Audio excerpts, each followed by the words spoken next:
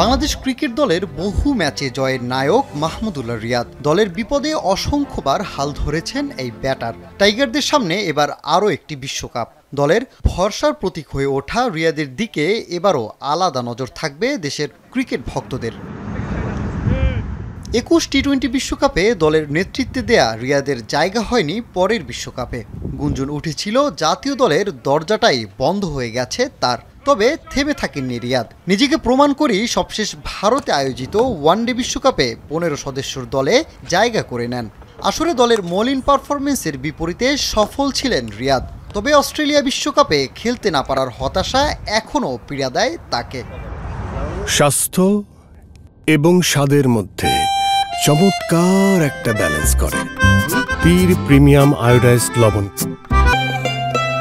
আমার ভালো সময় খারাপ সময় সব কিছুরই একটা শিক্ষণীয় বিষয় থাকে, এটাই আমি বিশ্বাস করি। এবং আলহামদুলিল্লাহ, হ্যাঁ, 2022 ওয়ার্ল্ড কাপে যখন আমি টি-20 ওয়ার্ল্ড কাপে যখন আমি ছিলাম না, আই ফিল ব্যাড।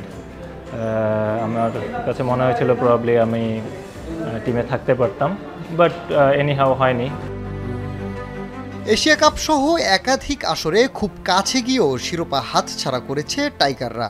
তবে টি-20-র বৈশ্বিক মঞ্চে এখন পর্যন্ত খুব একটা সুখকর স্মৃতি নেই বাংলাদেশ ক্রিকেট দলের। এবার ভালো কিছু করার সুযোগ দেখছেন রিয়াদ।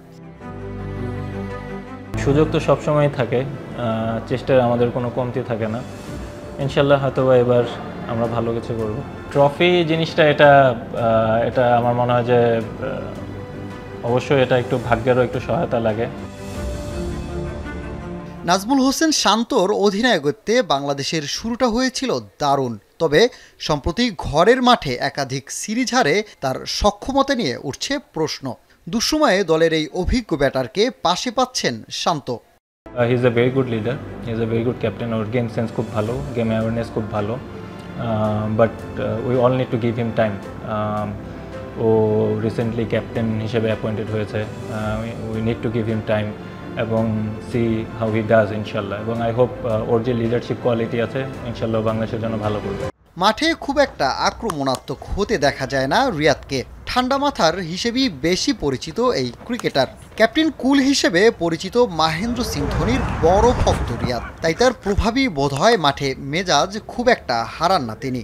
পাশাপাশি সাবেক পাক ব্যাটার সাইদ আনোয়ারের ব্যাটিংয়েরও অনুসারী Mahmudullah. I'm really a big fan of him, to be honest.